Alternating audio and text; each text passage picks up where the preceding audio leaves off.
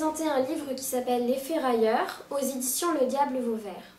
Donc c'est une histoire qui se passe à la fin du XXIe siècle aux États-Unis, dans l'ère post-pétrole.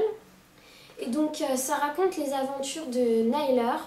C'est un jeune ferrailleur en fait, qui récupère toutes les ferrailles des bateaux abandonnés, échoués sur la plage, pour le compte de grosses entreprises.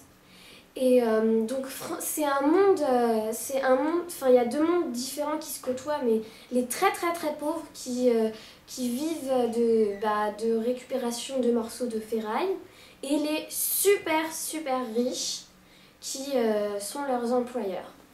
Et donc il a une petite vie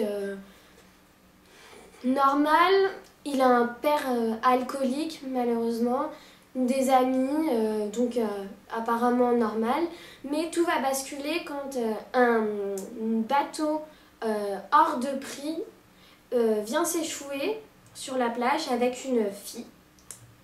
Et donc là, il va être face à un dilemme, soit parce que ce bateau, il peut lui rapporter une fortune et la sortir de son existence de misère, soit sauver la fille et s'embarquer dans une aventure périlleuse.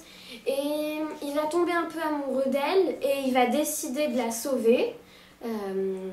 Et donc là, après, il va s'embarquer dans une aventure périlleuse avec de nombreux ennemis.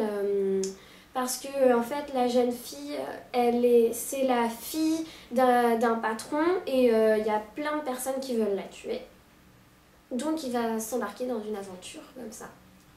Moi, je trouve que c'est un très bon roman pour l'histoire, parce que c'est réaliste en fait, et ça aurait très bien pu arriver, ça se trouve ça va arriver plus tard.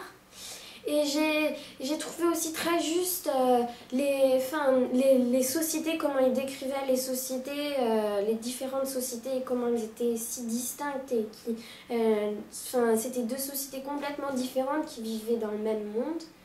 Par contre, j'aurais trouvé bien que ce soit un des personnages qui raconte.